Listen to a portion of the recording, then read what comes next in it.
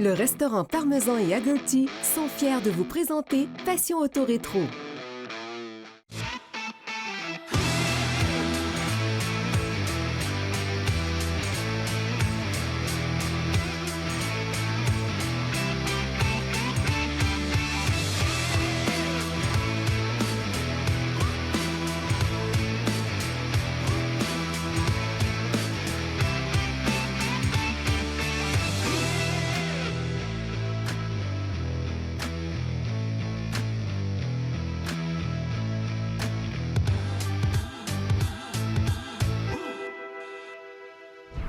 Allô tout le monde, bienvenue à Passion Auto Rétro. Cette semaine, on vous présente une Chevrolet 56 Resto Mode et je vous la fais découvrir avec M. Saucier.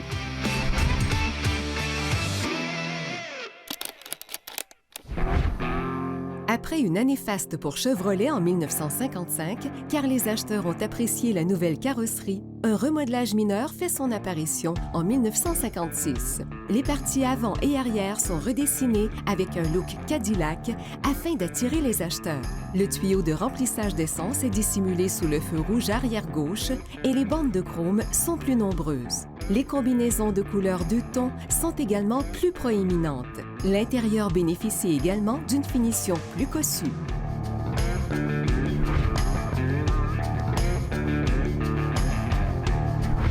Monsieur Saucier, vous êtes propriétaire d'un Chevrolet 56 Oui. Station Wagon. C'est ça. On en voit très rarement. Oui. Mais où c'est votre bagage dans le monde de l'automobile qui est très grand? Vous avez touché à l'automobile tout jeune et vous baignez là-dedans depuis des années. C'est quoi la bougie d'allumage, votre premier contact avec l'automobile? Premier contact avec l'automobile, je dirais que c'est avec un ami de mon frère qui avait un stock car. Puis on allait voir à la piste de course, comme on dit. On allait le voir courir. Vous avez Puis, quel âge à peu près à cette époque-là? J'avais peut-être une dizaine d'années. Quand même jeune. 9 ou 10 ans, là. Mais mon frère, son ami, lui, il avait un stock car. Fait qu'on allait aux courses, on allait le voir. Puis je me suis toujours dit qu'un jour, c'est sûr que je vais en avoir un auto. Pas nécessairement un auto de course, mais une vieille auto là, pour... Fait que c'était la piqûre. Ah oui, ça fait longtemps. Votre père, lui, est-ce que c'était un maniaque de voiture aussi? Oui, mais quand tu ne gagnes pas des gros salaires, ben tu peux pas faire des grosses folies. Ça fait que dans ce temps-là, ben, papa il a toujours aimé les voitures, mais selon ses moyens, là, c'était pas... Puis c'est une génération c'était difficile économiquement. Ouais, là. Cette génération-là, c'était très difficile. Ouais. On était 5 à la maison, fait que le salaire que papa avait, c'était pour nourrir la famille. Ouais, le strict minimum à l'époque. C'est ça. Là, vous êtes intéressé à la voiture antique. C'est pas la première que vous avez. Non, c'est pas la première. Parlez-moi, chronologiquement, un peu des voitures que vous avez possédées. La première, c'était des voitures antiques dans le temps. Disons si on recule dans le temps, en 73, 74, quand j'ai commencé à conduire, on achetait des 65, 66, 67, des Chevrolet et des Ford. On roulait avec ça. C'est des autos qu'on roulait tous les jours, mais en bon français, c'était des bazous qu'on payait 150, 200 $. Puis les voitures, honnêtement, dans ces années-là, ça ne durait pas. Ça allait vite. Là, c'est ça roulait. Mais la première vraie vieille voiture que j'ai eue, c'était une Oldsmobile 65. 98. Un 98 qu'on appelait. Vous l'avez eu décapotable? Oui. Oh, ça, on n'en voit plus gros aujourd'hui. Non, il n'y en a pas beaucoup. Et est-ce que vous avez restauré cette voiture-là? Oui, on l'a restauré au complet, moteur, transmission, la peinture, au complet. Puis vous l'avez gardé quelques années? On l'a eu plusieurs années, on l'a eu 3-4 ans. Puis après ça, j'ai trouvé une Chevelle 67 décapotable. Ça, on a fait pareil. On l'a restauré au complet, mécaniquement, la peinture, tout. On l'a eu une quinzaine d'années. Pour nous situer dans le temps, on est en quelle année environ? Les années 80. 80. Oui, 85, 6, 7 et plus. Là. Puis la Chevelle, entre nos deux, c'était une voiture très prisée. Oui. Elle était cabrio aussi? Chevelle décapotable. Quand même. Chevelle 300 décapotable. Après cette voiture-là, on continue d'explorer ce monde-là? Ou, Oui, on peut aller... Après la Chevelle, j'ai eu un Plymouth 1938, hot rod. Oh, on change de monde. Un petit coupé, là, ça s'appelait un P38. P38 parce que c'était un auto l'option, c'était pour les médecins, les professionnels. C'était un 2 places, mais avec un siège additionnel à l'arrière. Oui, OK. Pas dans le coffre, là. Ouais. Il était dans l'habitacle même, mais c'était pour que les médecins mettaient leur habitacle là-dedans. Ouais.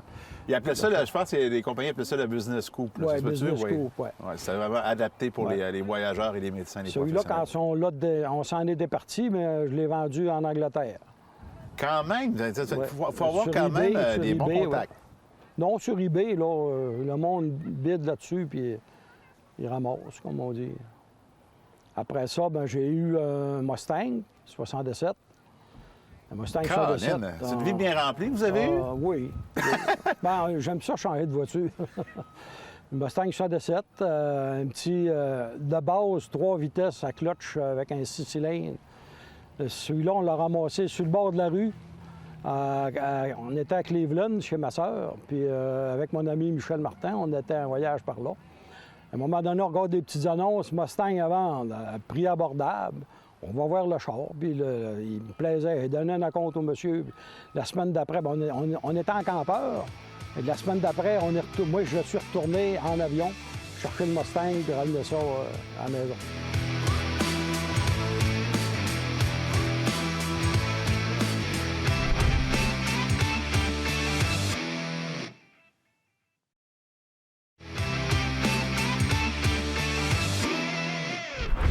Mario, le nettoyage des rues, on pense que c'est quelque chose de récent, là, mais au début du siècle, même à la fin des années 1800, on nettoyait les rues. Bien, effectivement.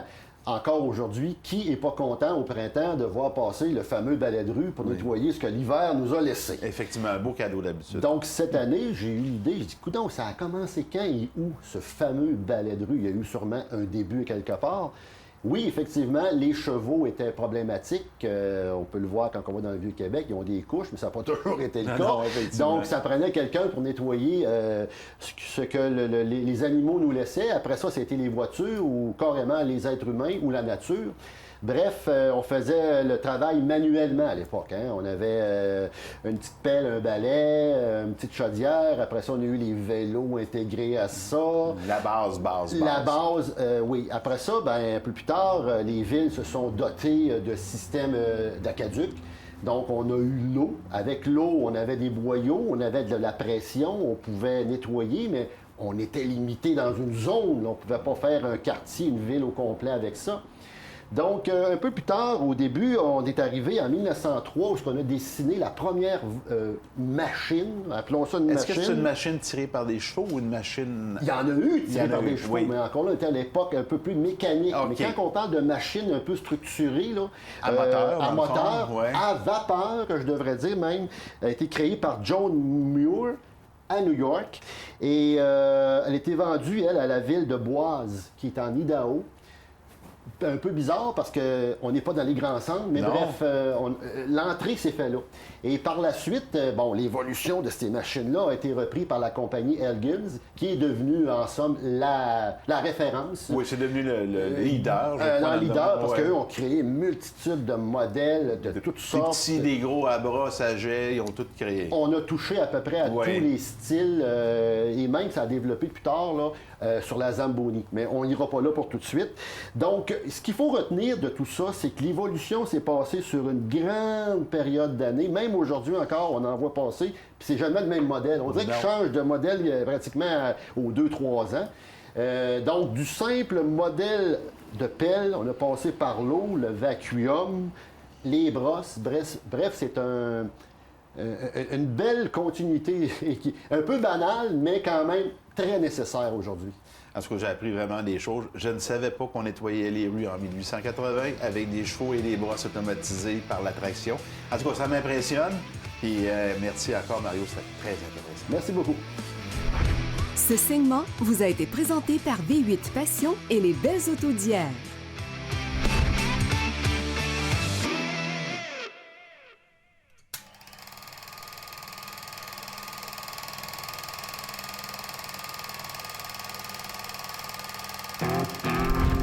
Le 10 janvier 1956, les Américains lancent 516 ballons de surveillance au-dessus de la Chine, de l'Europe de l'Est et de l'URSS pour fin d'espionnage. Seulement 44 ballons seront récupérés. Le 19 avril, le prince Régnier III de Monaco épouse l'actrice américaine Grace Kelly. Le couple aura 3 enfants. Malheureusement, Princesse Grace meurt tragiquement à la suite d'un accident de voiture en 1982. Le 10 octobre, de violentes émeutes nationalistes éclatent à Hong Kong lors de la fête nationale de la République de Chine. À la suite de l'intervention de l'armée britannique, on compte 59 morts et des centaines de blessés. Plusieurs personnes accusées d'avoir soulevé la foule sont déportées en Chine.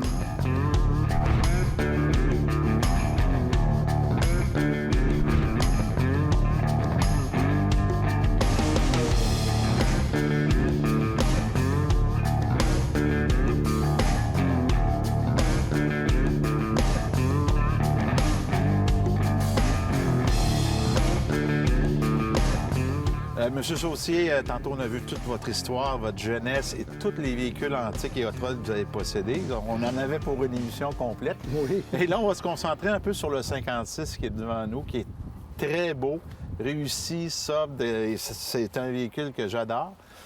L'histoire de cette voiture-là, d'où vient l'idée du projet? Ça fait longtemps que vous l'aviez, ce projet-là? Moi, j'ai toujours aimé les Chevrolet, puis en particulier les stations, les voitures familiales. Ça, c'est le modèle Handyman, c'est-à-dire 2 portes familiales qu'on peut considérer un peu comme un nomade, mais un nomade de travail. Parce qu'un handyman, en anglais, ça veut dire travailleur. Travailleur. Les gens achetaient ça, c'était un plombier, un menuisier ou peu importe, un monsieur qui travaillait tout seul, mettait ses outils en arrière, allait travailler avec ça, puis quand il revenait, bien, il revenait avec pour la famille. Puis là, il embarquait la famille, puis il partait. C'était la voiture familiale, mais de travail. Elle servait en fait de pick-up et de voiture familiale. Exact. De toute manière, les numéros de série de ces autos-là correspondent à des camions. C'est pas un numéro de série qui correspond à une automobile. Ça correspond à un camion. C'est considéré camion. Mon Dieu, ça, j'apprends ça. J'avais jamais entendu ça. Oui.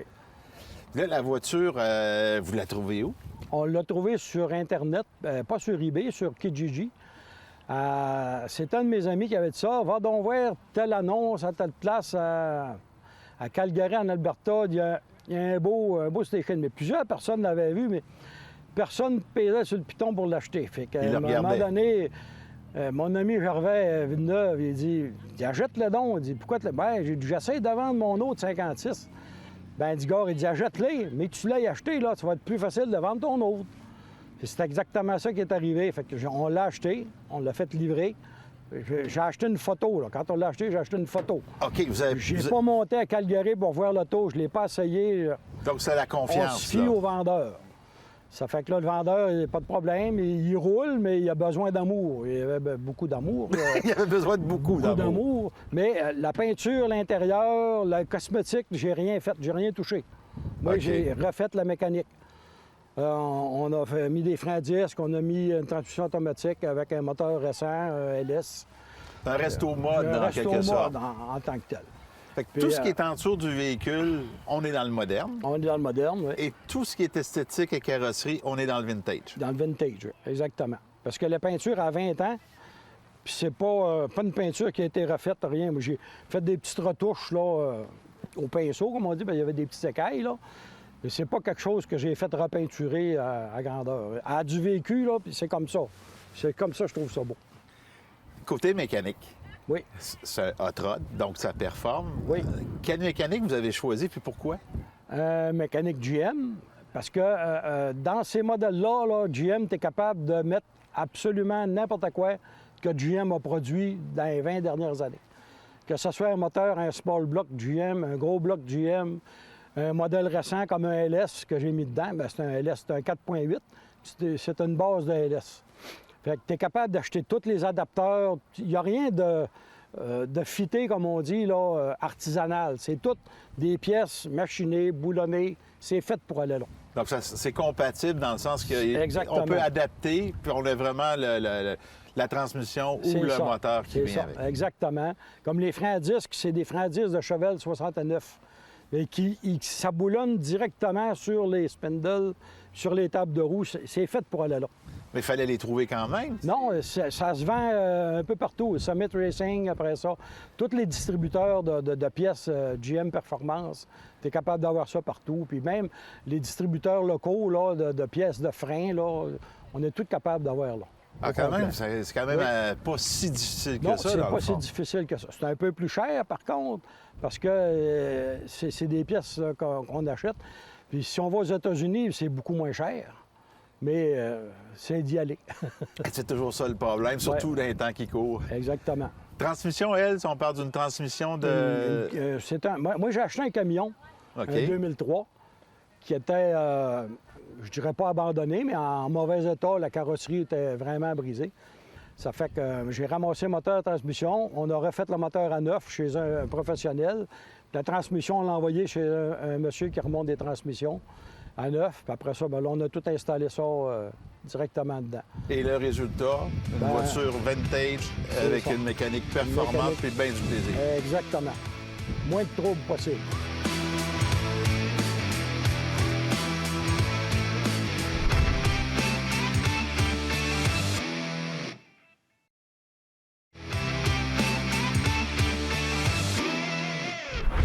Dans le monde de la voiture de collection, souvent on se pose la question, bien, comment ça vaut cette voiture-là? Mais maintenant, il y a un outil très, très intéressant, justement, qui a été mis au point par Hagerty. Éric, c'est un outil vraiment utile et le fun, ça. Oui, tout à fait. Merci Eric. Rebonjour à nouveau. Alors écoutez, aujourd'hui je vais vous parler de ce qu'on appelle notre outil d'évaluation qui est accessible, soit dit en passant, pour tout le monde. Donc ce n'est pas quelque chose qui est payant ou quoi que ce soit. Vous pouvez y avoir accès sur Internet en allant sur notre site internet hagerty.ca ou tout simplement en téléchargeant notre application qui s'appelle le Hagerty Insider. Donc vous allez sur le App Store ou peu importe, la version Android s'en vient aussi et vous pouvez y avoir droit, on va dire, à votre fingertips, au bout de vos doigts. OK, aussi simple que ça. L'outil d'évaluation, pourquoi on l'a sorti? On a une très grosse base de données, une très grosse équipe derrière, de 300 personnes qui travaillent là-dessus tous les jours. 300 personnes à tous les jours. Oui, c'est une grosse équipe chez Hagerty. Parce qu'encore une fois, on est passionné de ça et on veut savoir un peu les données. Parce que chez nous, tout est basé sur ce qu'on appelle la valeur garantie, qui est comme une valeur à neuf pour les véhicules classiques, les véhicules exotiques et tout ça. Donc cette valeur-là, on vous donne dans l'outil d'évaluation ce qu'on appelle un market trend. Donc on vous donne les valeurs des véhicules dans les 3 à 5 dernières années. Et donc vous pouvez voir bien évidemment lorsque vous rentrez vos informations, c'est très simple. Vous suivez les informations comme une loupe, année, marque, modèle, sous-modèle et tout ça. Il y a un historique, bien évidemment. Donc l'historique. Quand tu me parlais de 3, 4, 5 années d'historique. Exactement. On peut voir comment la voiture se comporte dans le marché. Exactement. On peut voir la valeur des marchés. Pour ça, c'est surtout pour les collectionneurs qui veulent voir quand est-ce que c'est le moment d'acheter, est-ce que le véhicule a augmenté, est-ce que le véhicule a baissé en valeur. Et donc, bien évidemment, historique au premier, deuxième, des photos, troisième, géolocalisation, où vous pouvez essayer de trouver ce type de véhicule là où vous êtes en ce moment. Quatrième, on vous donne un décodeur du numéro de série pour savoir d'où vient le véhicule, où est-ce qu'il a été construit, chez quel manufacturier. Donc c'est quelque chose qui est complètement révolutionnaire.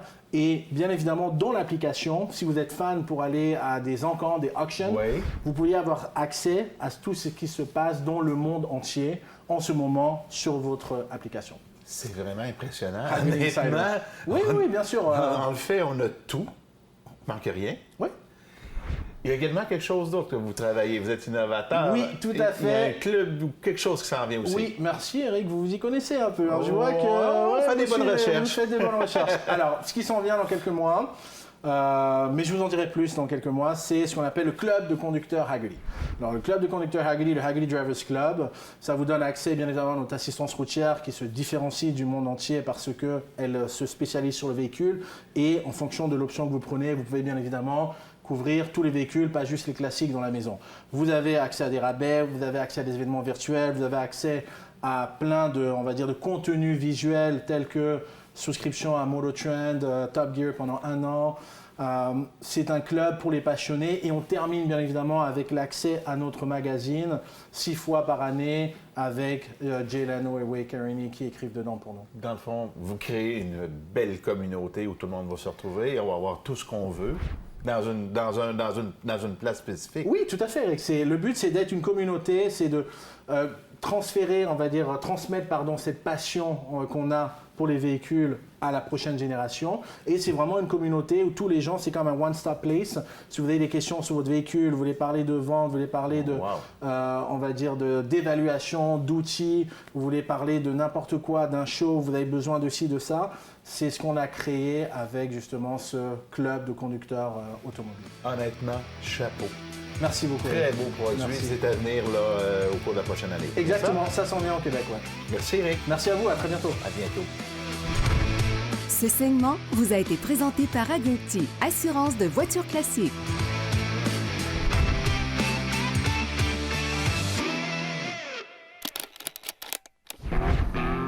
Le slogan de Hot One apparaissait sur toutes les publicités de Chevrolet en 1956.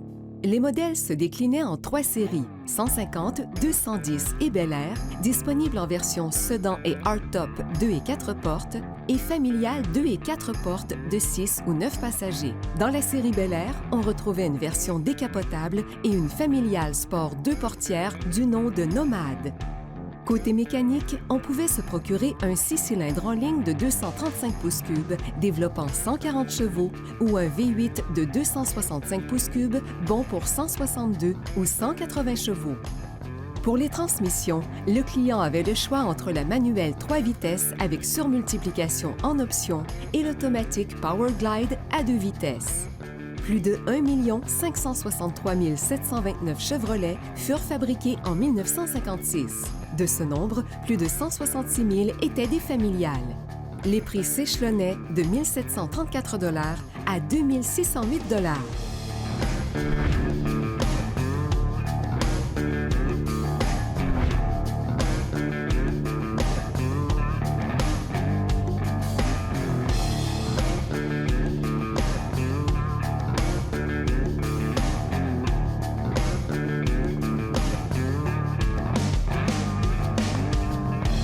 Saucier, tantôt dans le bloc précédent, on a vu votre voiture, un peu sa reconstruction pour le mettre resto mode.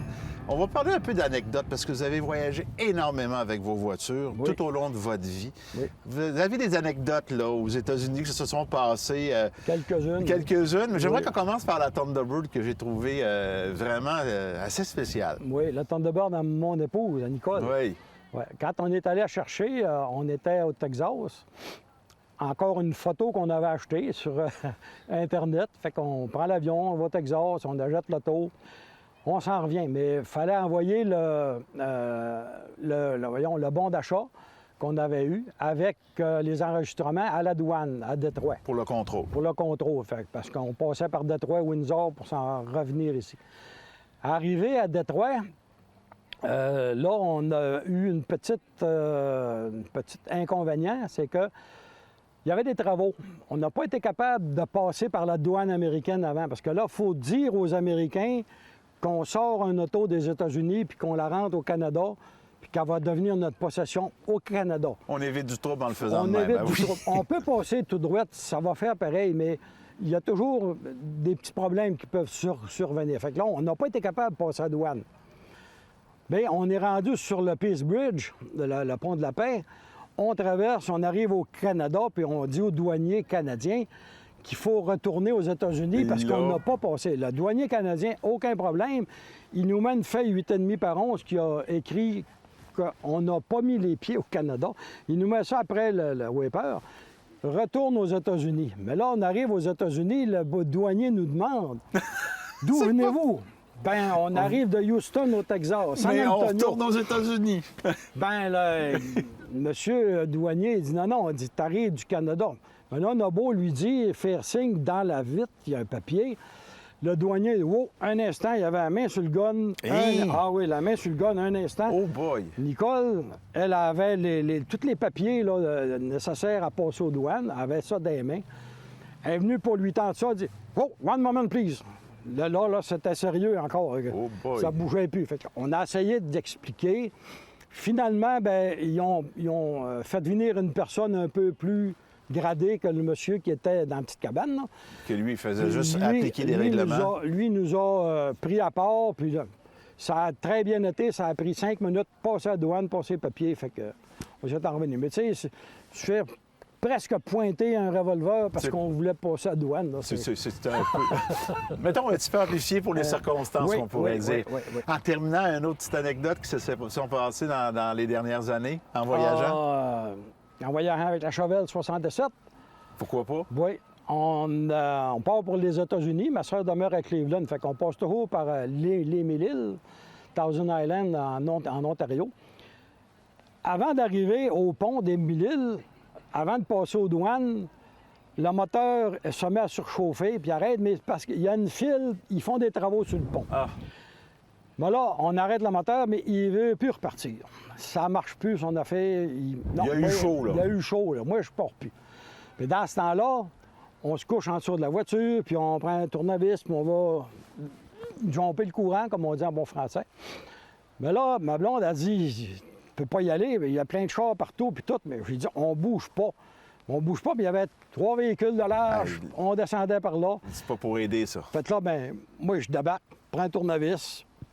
Mais on est arrêté, mais là, le trafic recommence. Mais j'ai dit, il faut qu'on bouge de là. Fait que moi, je me couche à terre, commence à jouer après le starter, ma blonde, avec la Ah, clé dans le Seigneur. char. Mais là, le trafic commence à passer. Elle dit, rentre, dépêche-toi, ils vont te piler ses jambes. Il y avait juste ses jambes qui étaient passées le char. Finalement, on a réussi à le partir, mais on a retourné comme ça. Après ça, on s'en va à la maison tranquille, Après puis ça, on reste non, tranquille. on un petit peu. s'en allait à Cleveland. On Ah. s'en allait à Cleveland. Au moins, le voyage est bien terminé. Oui, oui, très bien terminé. Monsieur Saucier, je vous remercie beaucoup d'avoir partagé votre histoire. Pas de problème. Vraiment le fun, vraiment intéressant. Puis bravo pour votre voiture. Vraiment de bon goût. Ben, c'est moi qui vous remercie. Ça fait plaisir. Bonne fin de journée. La voiture de la semaine vous a été présentée par Hagerty Assurance de voitures classiques.